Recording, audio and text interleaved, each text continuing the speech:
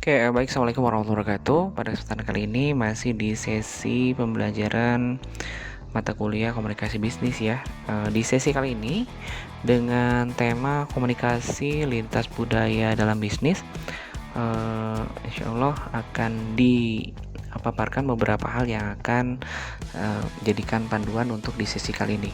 Yang pertama, untuk capaian pembelajaran di sesi kali ini bahwa mahasiswa dapat mengetahui dan memahami komunikasi lintas budaya dalam bisnis ya. Adapun kompetensi khususnya diantaranya mengetahui dan memahami komunikasi lintas budaya dalam bisnis ya.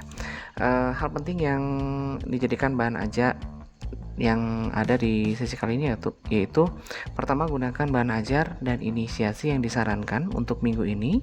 Silahkan selalu lihat panduan bacaan pada RAT, dan silahkan untuk aktif dalam diskusi dan mengerjakan kuis sebagai latihan dalam sesi ini. Dan di minggu ketiga terdapat tugas 1, silahkan kerjakan dengan maksimal dan kirim di tepat waktu. Baik, itu sesi pengarahan di sesi yang ketiga kali ini.